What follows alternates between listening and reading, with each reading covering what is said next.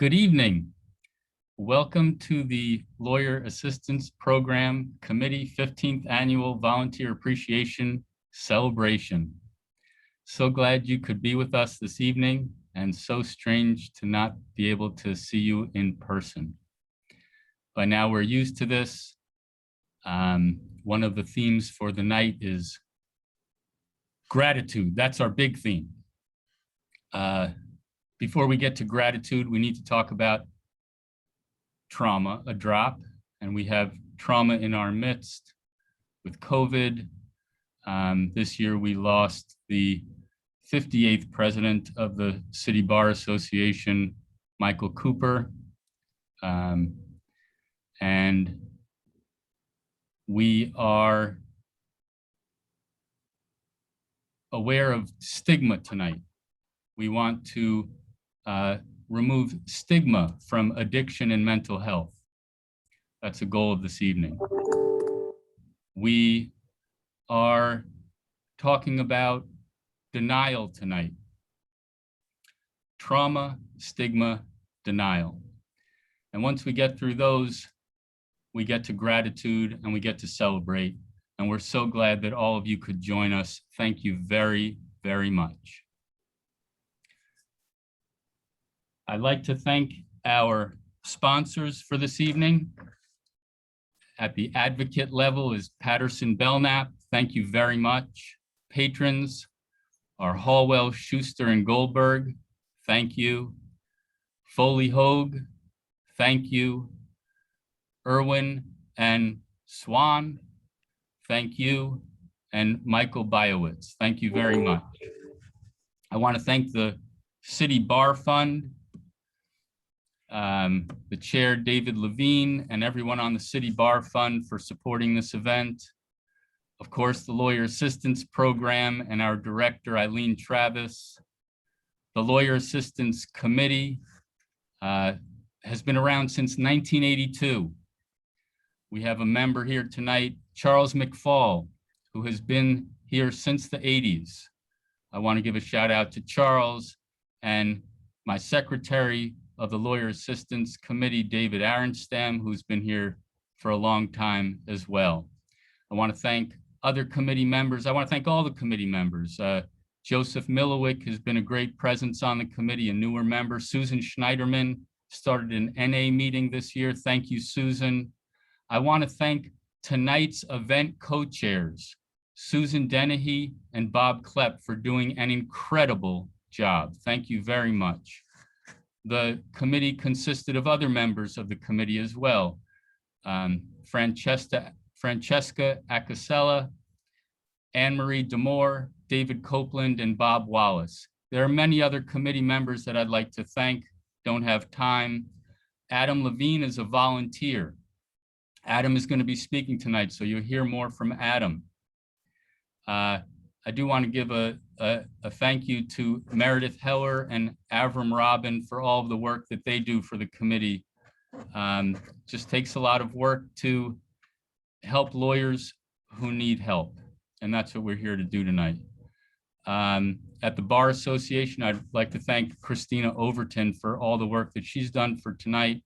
Of course, Brett Parker, Martha Harris, Arlene, Stephanie, Kevin Magyup for his technical assistance tonight, and the City Bar President. Hashtag Bar of Hope. Thank you very much, Sheila. You're inspiring. When you speak, it moves me, it moves everyone who hears you. Thank you for your service and for your support of our committee. Without further ado, I'd like to present Sheila Boston, our association president. Thank you, Sheila. Thank you so much, Ralph. An attitude of gratitude. I can totally relate to that. Good evening and peace and blessings to all of you. I vividly remember being introduced to this particular aggregation of wonderful people last year when we honored Max Hahn, commended Eileen Travis for her leadership, and celebrated the City Bar's Lawyers Assistance Program. it has been an entire year. And, I personally still can't believe it. At times, the year went by, let's just say, excruciatingly slowly. But now, quite frankly, it just seems like it flew by. I noted this in my address at the annual meeting on Tuesday night, and I just have to say it again. This past year has been super challenging, and we have all been through so much.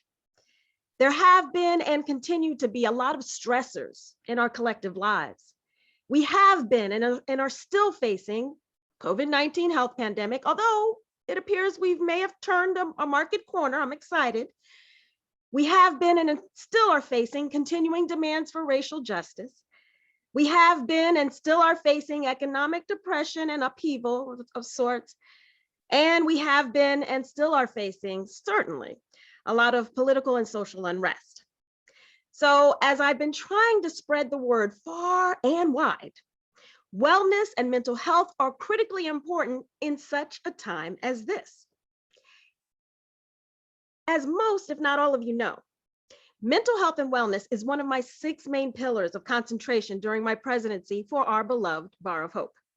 And the Lawyers Assistance Program has very much been a central actor, motivator, and educator in the life and work of the New York City Bar Association. Thank you, Executive Director Eileen Travis, for all you do and for all you are, providing vital assistance and hope to those dealing with substance abuse, mental illness, and addictive behaviors. For decades now, you and LAP have been transforming lives for the better, and we are all so indebted to you, the staff, and our wonderful volunteers, all of you.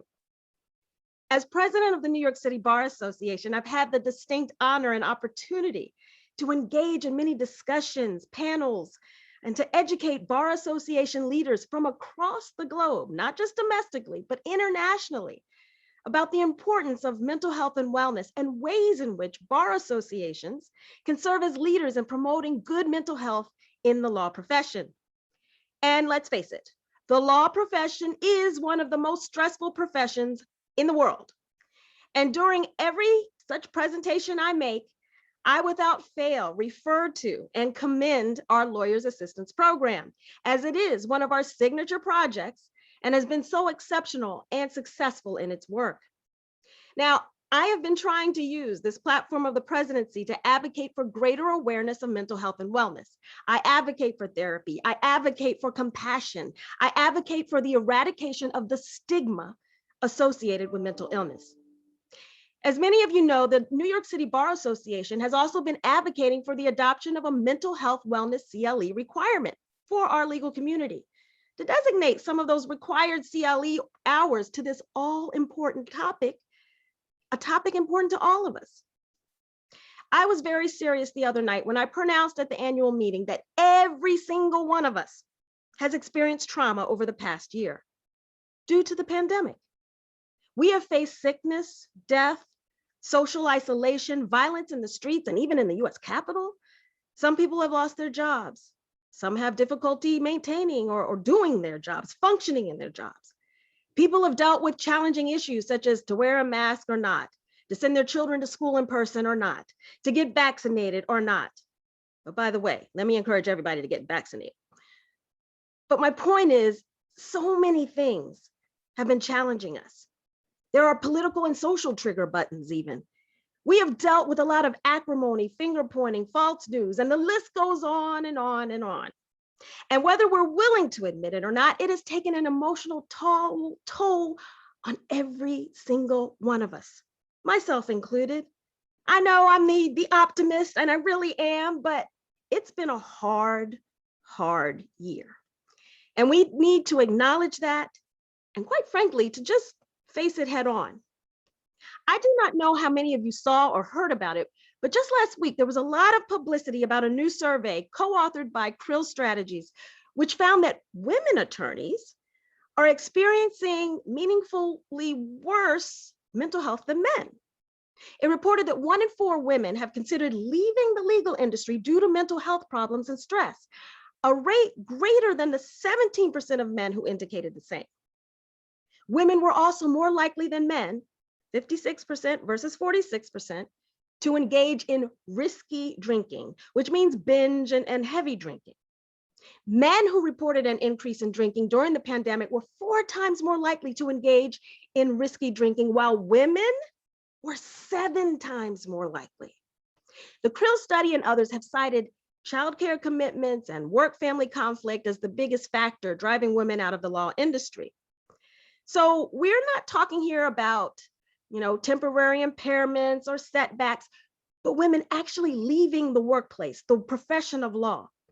For the pandemic has only made the delicate balance between parenting and lawyering more precarious. Caregiving responsibilities generally, so not just childcare, but elder care and caring for other family members, just caregiving responsibilities, in addition to facing a time of unprecedented uncertainty and fear, can certainly lead to anxiety, depression, burnout, and then extend to alcohol or substance abuse. So we need to really educate ourselves and be candid and more proactive in staving off such repercussions, as well as helping, supporting, and healing those already experiencing mental illness or wellness challenges. We should not and need not suffer in silence. We need to give ourselves a break, exhibit some grace towards ourselves as well as others. We need to have an attitude of gratitude. We need to know that there is help out there. There are balms in Gilead, such as the Lawyers Assistance Program, which is ready, willing, and able to support and guide all of us in the New York City legal community and maybe even beyond to battle addictions and other forms of destructive behavior, and to help us embrace a productive and meaningful life full of second chances, full of joy, full of peace, full of happiness. And I do honestly believe, because I am, remember, an optimist at my core, that slowly but surely we are making some headway in our profession. For at this juncture, there are law firms and companies who have signed on to the ABA Wellness Pledge. Law firms and legal departments have formed task forces, committees, and new positions such as firm-wide director of well-being to address mental health and wellness. Law firms and legal departments have become more attentive and aware of their networking practices and are starting to disrupt that whole status quo of alcohol-based events. Attorneys who tend to have an inability, we as attorneys, let me put it this way, tend to have an inability to admit weakness. And we tend to suffer in silence. And now we are finally, however, talking and writing about mental health and wellness in the law industry. And we're becoming more supportive of our colleagues. So there's hope. I have an attitude of gratitude tonight. How about all of you? Eileen Travis, Ralph Wolf, Lawyers Assistance Program staff, the venerable past president, Roger Maldonado, LAP volunteers and friends. I need you to know you make a difference. Mahatma Gandhi said, be the change that you wish to see in the world. Well, you know what? All of you, I see your faces. All of you are doing just that. You are an important expression of the bar of hope. So I just want to thank all of you from the bottom of my heart. Thank you so much.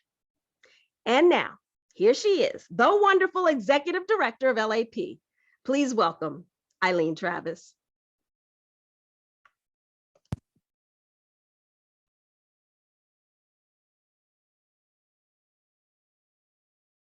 We Eileen, you're cannot still hear muted. you, Eileen. Come off of mute. Okay, how's that? That's right. Great. Okay, good. Thank you. So thank you so much, Sheila, especially for talking about some of the wonderful changes that have been going on in the profession. And mentioning Patrick Krill, whose report in 2016 has really bolstered the well-being movement in the profession that we support tremendously. Our mission at Lawyers Assistance has always been to support the well-being of the legal community. So tonight is a very special event for me because it gives me the opportunity to tell you just how important our committee is to the Lawyers Assistance Program, our committee and volunteers. They are truly the backbone of the program, and I could not do what I do without their support and their help. They do many things. They provide peer support to their colleague. So when I get a phone call from an attorney or a judge or a law student who's struggling, and I ask them if they'd like to speak to another lawyer or judge or law student that's had a similar problem, 99% of the time they'll say yes, because these problems are so isolating. And by the time they call, they feel so isolated that the idea that there's another person out there that understands how they feel is really dramatic. So peer support is a very unique service that we offer. They act as monitors to attorneys who are court ordered to the Lawyers Assistance Program monitoring program because of grievance issues. And that is helping these attorneys not only reclaim their lives, but reclaim their ability to practice. They speak at CLE programs. They very generously and selflessly tell their own stories so that they can reach at least one person. That's our goal. Every time we do a CLE program or a seminar, we want to reach one person in the audience that is struggling with the problem to let them know that help is available and that recovery is possible.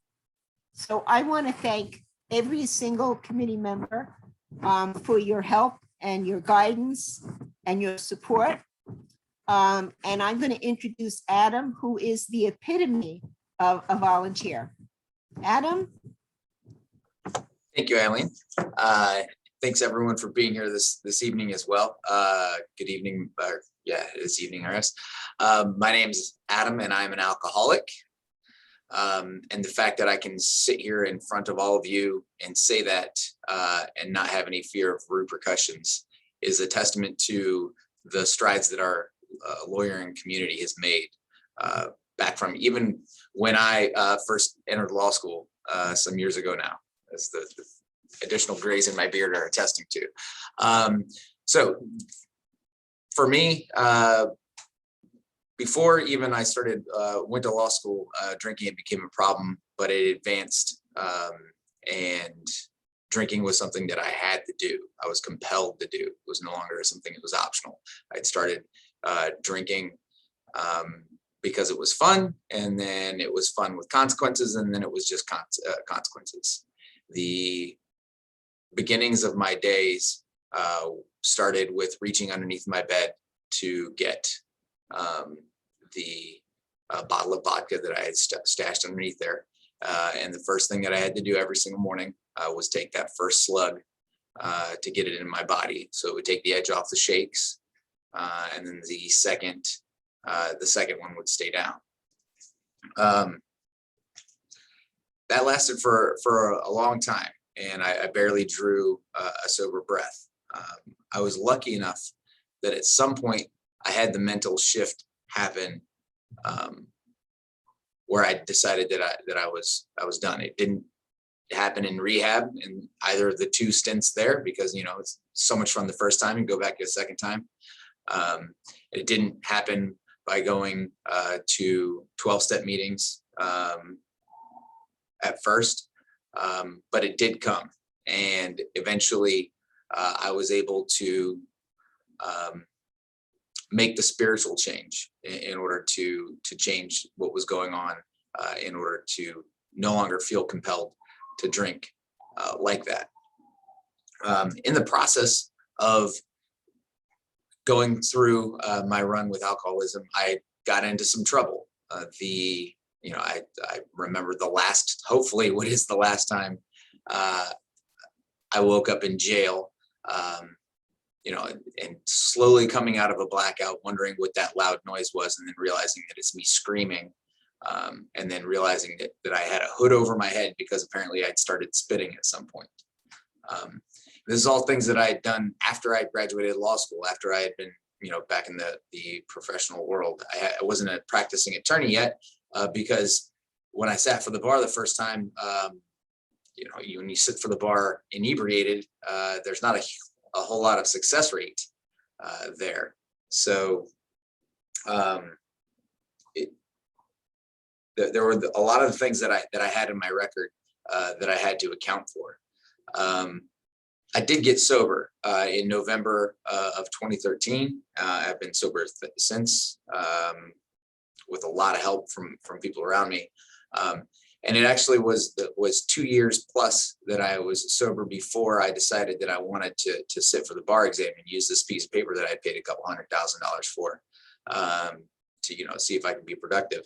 And when I decided to do that, I remembered a class that I had taken, or a speech that I had attended in law school, where somebody from the Ohio Lawyers Assistance Program had come and spoken to all the 1Ls. And I didn't pay any attention at the time, because I was like, well, it's never going to apply to me. But I remember him saying the words LAP, and Lawyers Assistance Program. So when I decided that I was going to try and make a go of this as a lawyer thing, I reached out to the New York City Bar and to Eileen, because at that point I had some sobriety under my belt, but I had no idea what it was. I knew how to be a sober forklift operator, which is what I was doing at the time. I had no idea how to be a sober professional. So talked to her. She said, you should enter a monitoring program, and you should go to the Lawyer Assistance Program weekly meetings. I got set up in the monitoring program. And in some ways it was a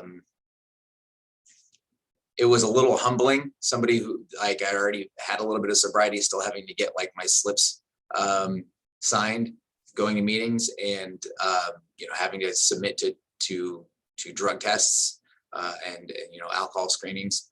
But I trusted that if I followed all of the directions and the suggestions, that things would work out. Like, I trusted in the process, and it did. After a little over a year of monitoring, I got my bar results back, and I had a nice little letter from Eileen and my monitor in my file, so that when I went and took the character and fitness exam, had the character and fitness interview, I remember sitting down across from the gentleman, and he had the list of my criminal record on one side, and then on the other side had the letter from Eileen. And he literally said, he's like, looks like you've had some troubles, but it looks like you've been working on them. And Eileen says you've been participating with the Lawyers Assistance Program. I was like, yeah. So I took a deep breath and was ready to launch into it. And he's like, all right, cool. And he flipped it over, closed the board. And then he asked me what kind of law I was interested in practicing. And that's really the power of this Lawyers Assistance Program. There's a lot of people that are willing to put in the time and effort to help people who are struggling, not only with alcohol that I had, but mental health, as was mentioned. It's a huge one right now. Other substances, and the legal field here in New York is set up, I think, right now in a way to provide that assistance and provide the ability for anyone who actually wants to have that meaningful change and have that improvement, and show that may have struggled with something, but they're doing the things necessary to still show that they have the character and fitness to practice. We've got all these resources that are there to help, and the idea is not to punish anybody. The idea is to do whatever we can to make sure that we can get back to practicing and to performing as professionals in our field. And I'm just an example of that. I get the opportunity to now talk about gratitude. Now I get to serve on the other side as a monitor. I've got to do that on several occasions, and it's hugely fulfilling for me to be able to help somebody who was in the exact same position that I was in several years ago get back to being in good standing and being a better, healthier professional, and a better and healthier person. It really makes me feel good to be able to do that for others like it was done for me. And I'm going to keep on doing it because I do think it's important, and I know that other people do as well. It's amazing to me that I can sit here in my office. So I'm now in my office at this building in downtown New York, talking about this, and I don't have any fear of stigma because the people I work with know what's going on with me, and that's a huge different environment than what I was expecting when I first started this journey. I think that we have gotten to a place where it's easier to to accept and to get help, and to then be able to help others afterwards. So I'm very grateful to have had the opportunity to work with everyone in the Lawyers Assistance Program. It's one of the biggest things, biggest pieces of improvement in my own personal life. And I look forward to continuing to participate in whatever way I can be of use to the program. So thanks. Thank you very much, Adam. Identify, it was great to hear you. Thanks for sharing your experience, strength, and hope with us. Moving right along, I'm going to present our Volunteer Appreciation Award this year to someone that was a huge support to the committee. He's the previous president of the association, Roger Juan Maldonado, for outstanding support and commitment to the mission of the Lawyer Assistance Committee and Program. And here's your plaque. Thank you, Ralph. I had the great fortune of serving as City Bar President, and during that period of time, I was called on to help the Lawyer Assistance Program obtain continued funding from the Office of Court Administration. And what I found was it was the easiest part of the job as City Bar President that I ever had. Because when we went to the meetings to ask for funding from the Office of Court Administration, and frequently with other organizations that were there also seeking funding, and in theory competitors, everyone recognized the incredible work done by the program, by its committee, by Eileen Travis, who's got a national reputation. And the Office of Court Administration in particular was very appreciative of the support provided to judges and their families, as it's not just lawyers, by the committee and by Eileen. And they were also incredibly appreciative of the supervised monitoring program that does support the work done by the disciplinary committee, which is an arm of the court administration. And it gives the disciplinary committee the ability to have lawyers who have really committed, wrongs, as it were, that are serious, not be deprived of their profession based on what was a substance use problem that then resulted in other issues. And because of that, we were successful. We got additional money for the program, and I'm sure it has been put to incredibly good use, particularly over this last year and change that has been so difficult for all concerned. As I told Ralph, the plaque has special meaning for me because of its name, being on behalf of both the Lawyer Assistance Committee and the Lawyer Assistance Program. And as City Bar President, I would frequently look for ways to have the programs of the City Bar Fund work in coordination with the committees of the City Bar Association. And I can think of no better example of a City Bar Fund program working hand in hand with the members of its committee who do all the work that Eileen just described for the great benefit of the entire communities in which we all live and work. So Ralph, thank you very much. This has special meaning to me, and I will hang this plaque up very proudly in my office once I get back there. Have a good night.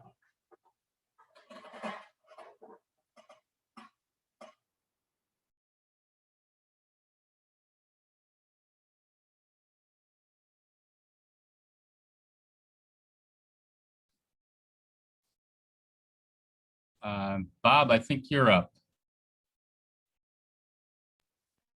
Great. Thank you, Ralph. Thank you, Roger, for accepting our award and our appreciation.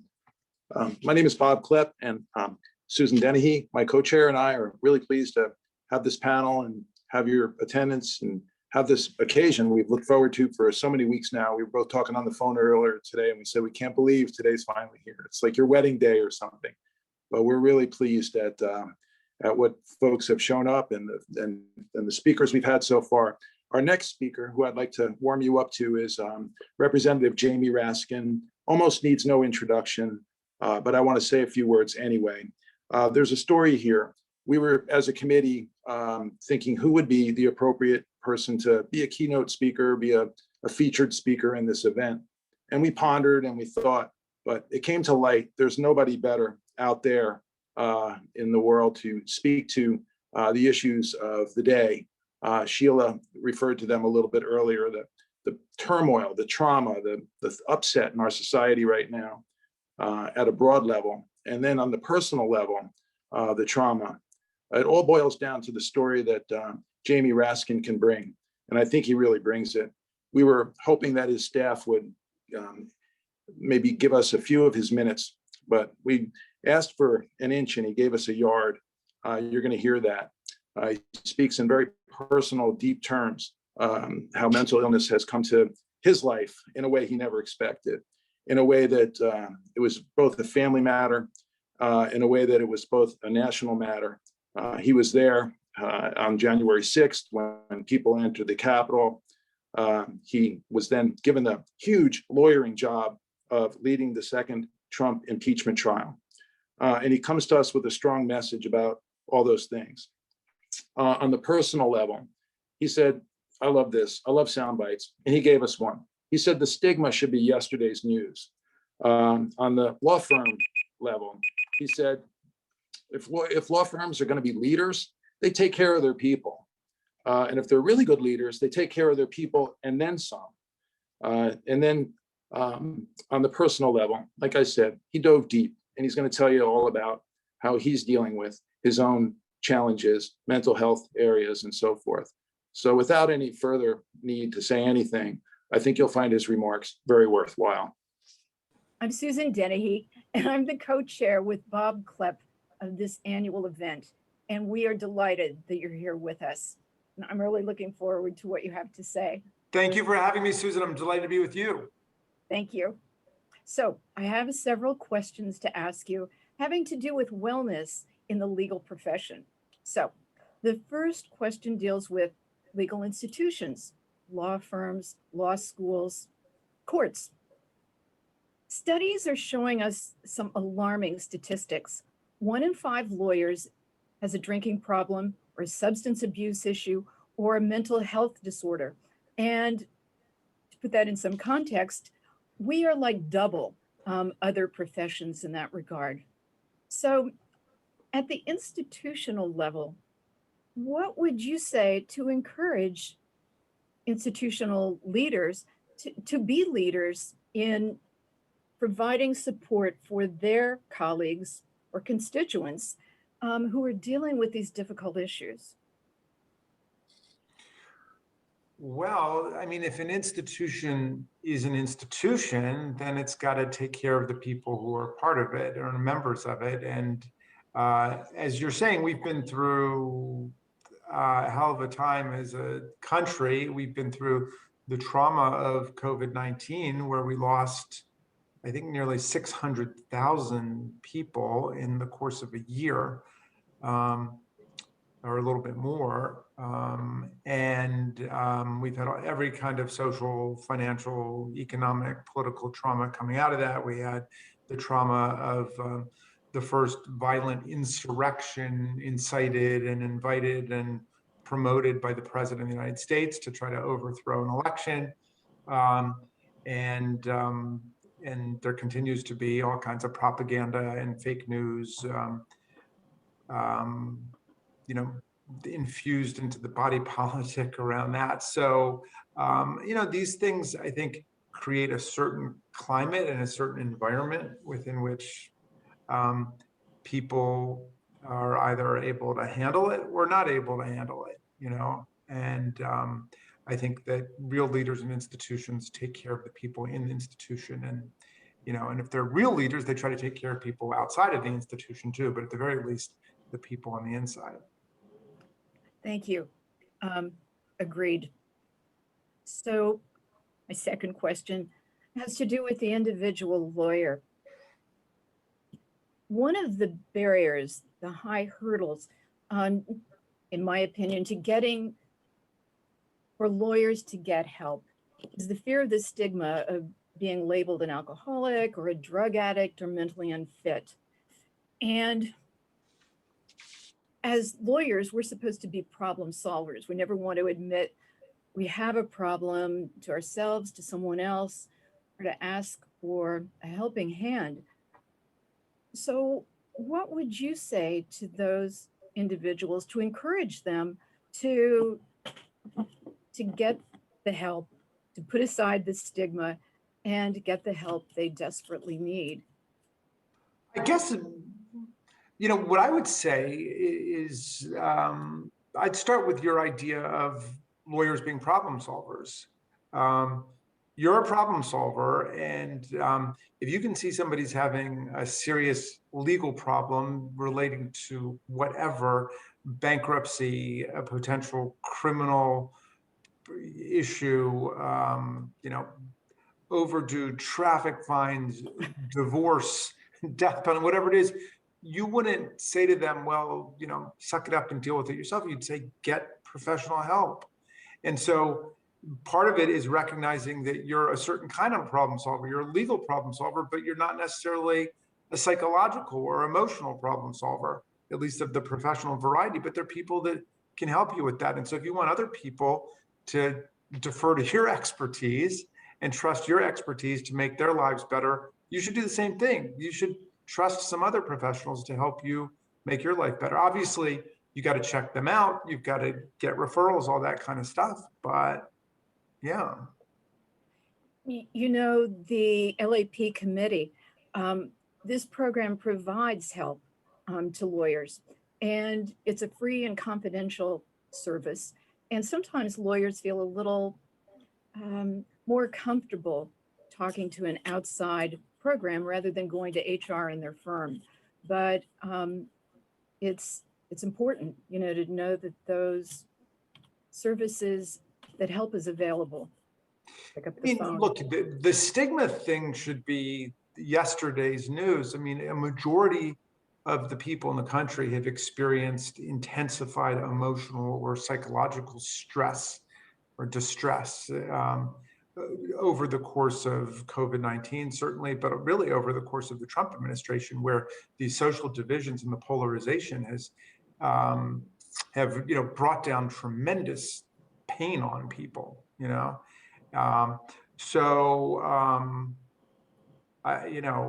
Everybody should have access, and if you've got access and you feel you need it because of whatever it is you might be relying on, like alcohol or drugs or whatever kind of stress or depression you're going through, then do it. And I know there's a divide between the rational side of our minds and the emotional side, and oftentimes we behave irrationally with respect to emotional or psychological things. But I think that most lawyers should be able to access enough reason about this to say, I need help if I need help. I mean, when we lost our son, Tommy, at the very end of last year, we got grief counselors for every single person in our family, without even asking a question about it. We just did it. And I'm somebody who's never had counseling before. And I'm very glad that I found somebody.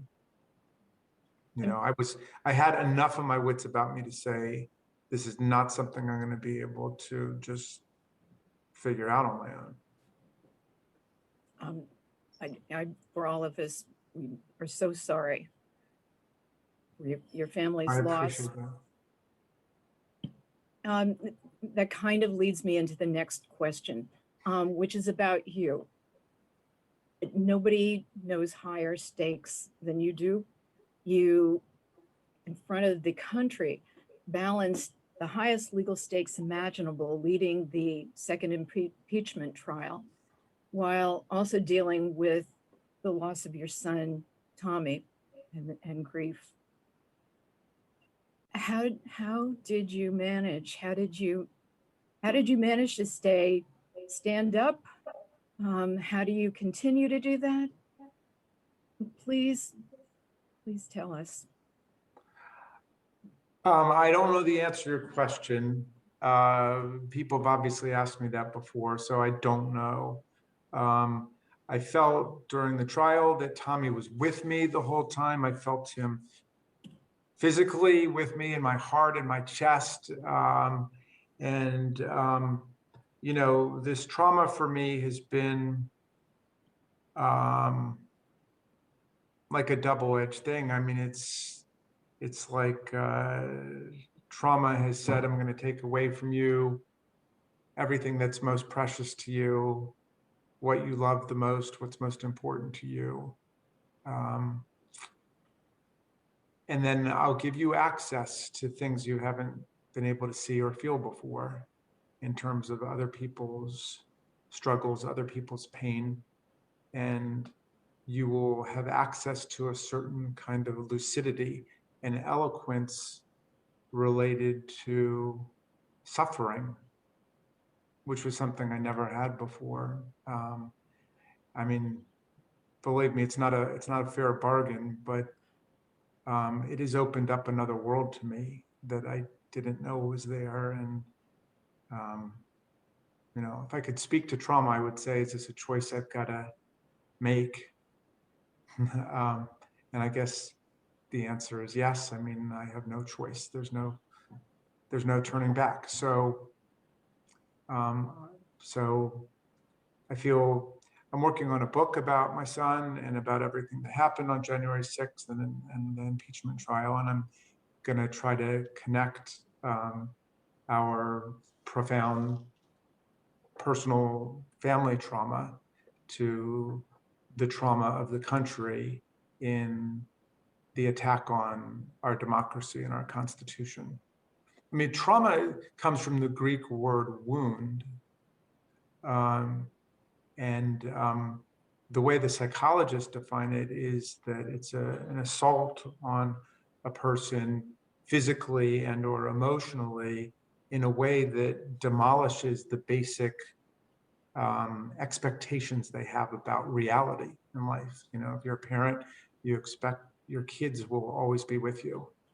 If you're in Congress, you expect that, you know, your workplace will not be invaded by insurrectionary violence in an attempt to overthrow a presidential election.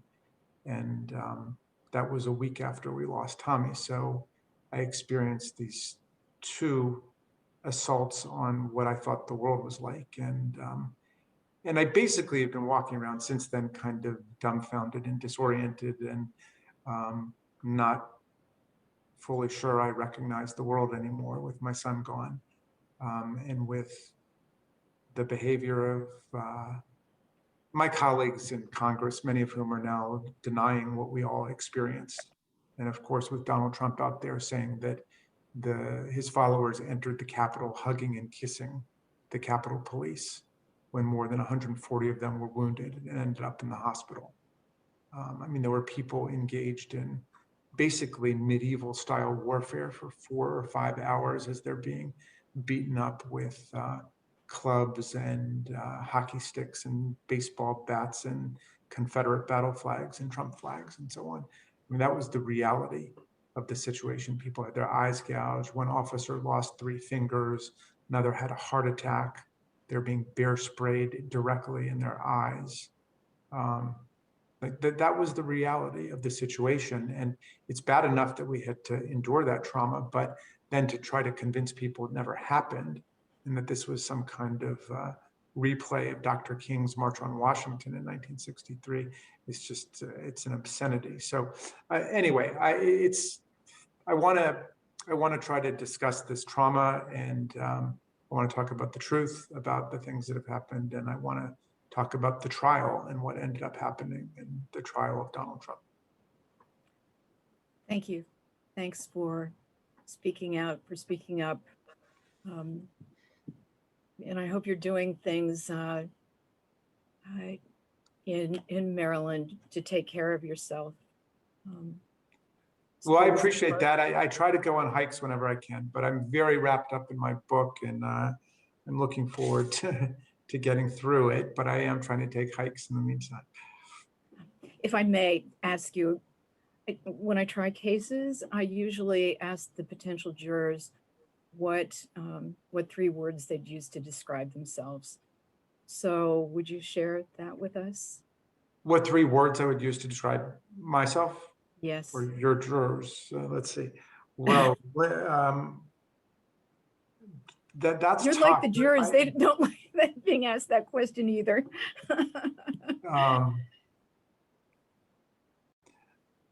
Yeah, that one's tough.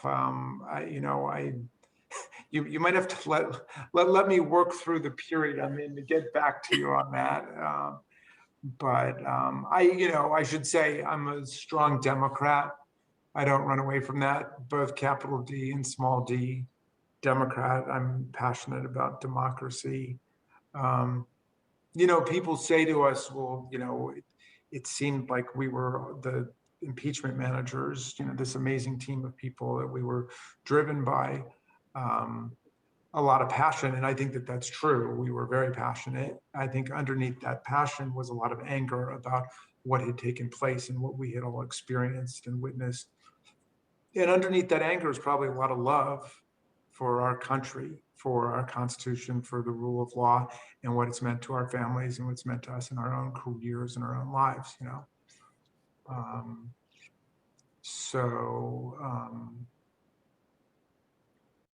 Yeah. Okay. Thank you. Hmm. And thank you so much. We know you're really busy. Good luck with that book. Looking forward to reading it. Well, I appreciate it, Susan. Thank you so much. Thanks. All best to everybody out there. Hang tough and Thank stick you. with Susan. Thank you very much. And thanks to you, too. Bob. Bye-bye. Bye-bye. Well, I would think of 2 words that describe Susan Dennehy: artful interviewer. Raskin, I think, really engaged and gave a lot of himself. We're at a point now where there's something to be said about contributions, and I'm here to make the ask. I think some instructions, some housekeeping may be flashed on the screen for everyone to take a look at, but while that's up there, I'd like to make a couple of comments as well. We've heard a lot tonight about mental health, addiction, alcoholism. People share deeply, and it's a problem, and it's an epidemic. It's its own pandemic, I'll say, in our profession. It's not going anywhere unless we're leaders and helping to put a stop and to shrink it down and to help people who are dealing with these issues. So think about this. You're all asked, everyone's being asked, the telephone rings, and there's another ask for something, our time, our money, our efforts towards different causes, and they all seem worthy. Here's why the Lawyer's Assistance Program is especially worthy, and especially worthy for you. If you've already contributed, to think again, maybe you could give a little more. If you haven't contributed and you wanted to wait and see, I hope you've waited to see something that really speaks to you and is compelling to you. But I would put it to you this way in a picture. There's a person in your law firm, might be you, might be a partner, might be an associate, someone down the hall, someone you've gotten to know well. And that person is dealing with one of these issues: mental health, alcoholism, drug addiction, often combined. So what does that mean? That person is suffering. Okay, well, it doesn't stop there. It's kind of concentric circles here, but that person goes home to a family deeply affected, partner, children, relations. It goes home at night. It doesn't stop at 7 o'clock. So there's people there.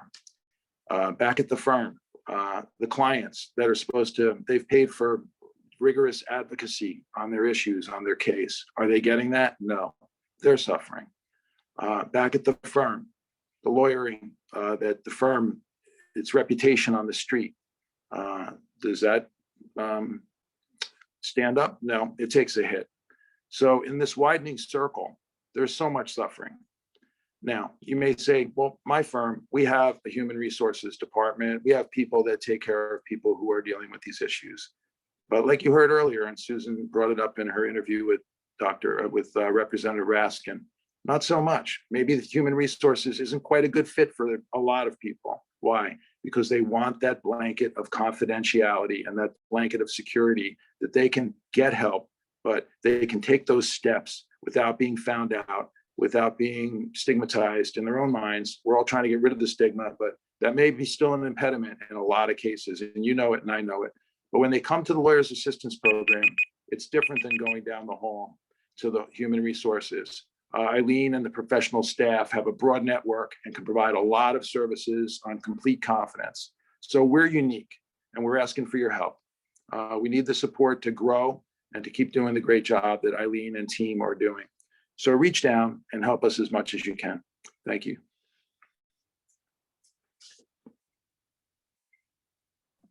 Thank you, Bob. What a night. I hope that our guests are hearing gratitude. That is the theme of the night. We've heard about stigma. We have heard about denial. We have heard about how the denial is just not in the person who has the issue.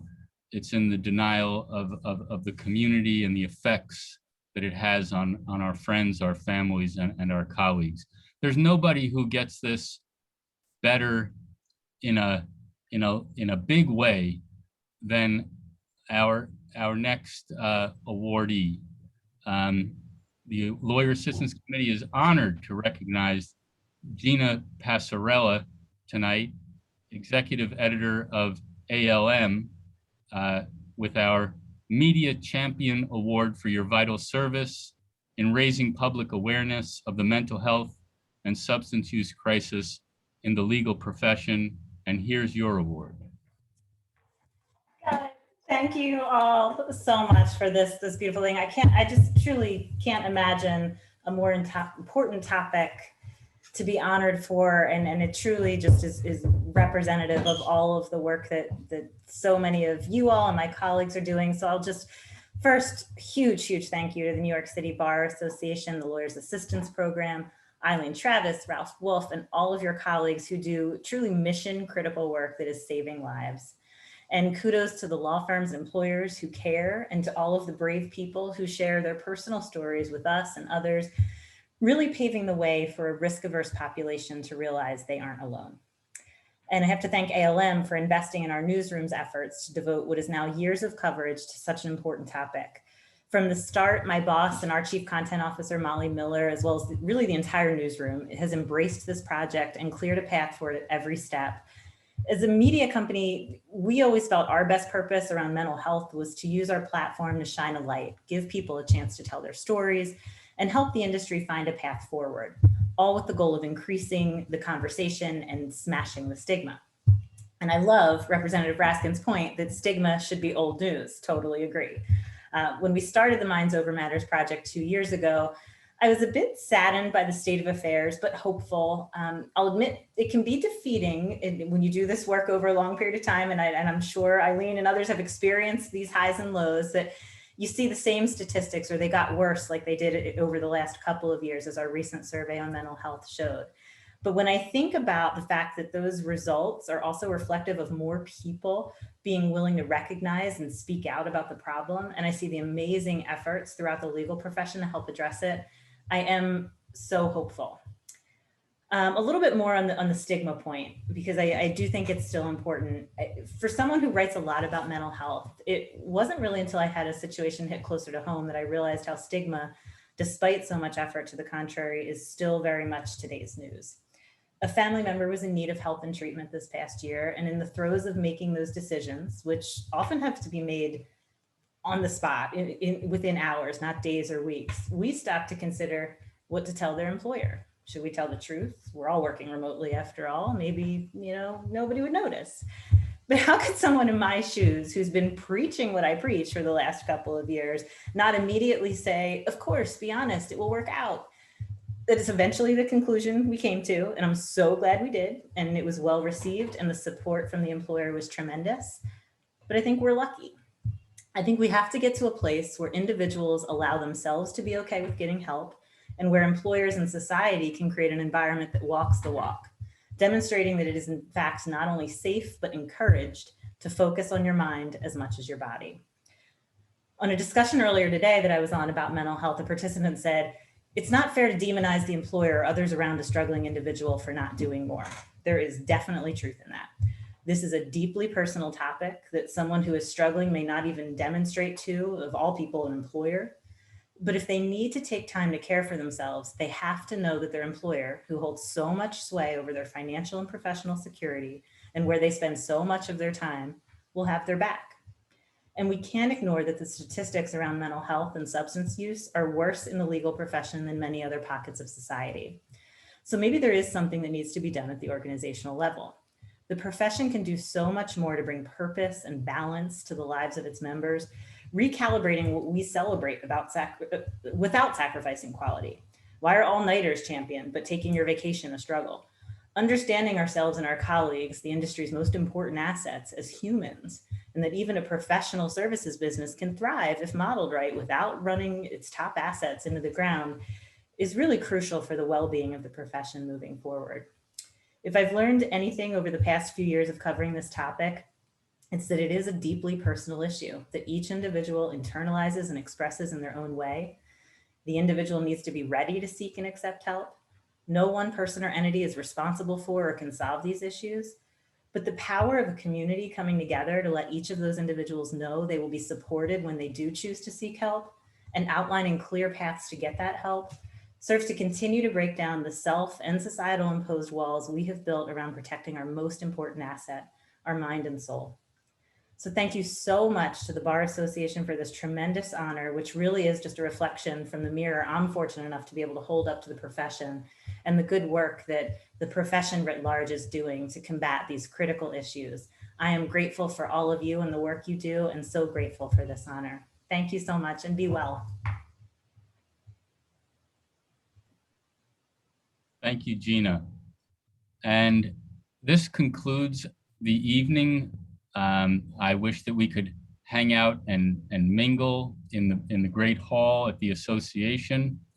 I look forward to be able to do that again soon. I want to thank our sponsors for tonight again: Patterson Belknap, Hallwell Schuster and Goldberg, Foley Hogue, Irwin and Swan, Michael Biowitz, and everyone who participated in tonight's celebration. I especially want to thank Susan Dennehy and Bob Klepp for a truly incredible event. I don't know if people are experiencing joy and smiling right now, but it's kind of a vibe I'm feeling through the digital media here. Thank you to Roger and to Sheila. Thank you, Gina. Thank you, Eileen. Thank you, Adam. Thank you, Christina, from the City Bar Association, for all of your hard work. And get home safely. Thank you.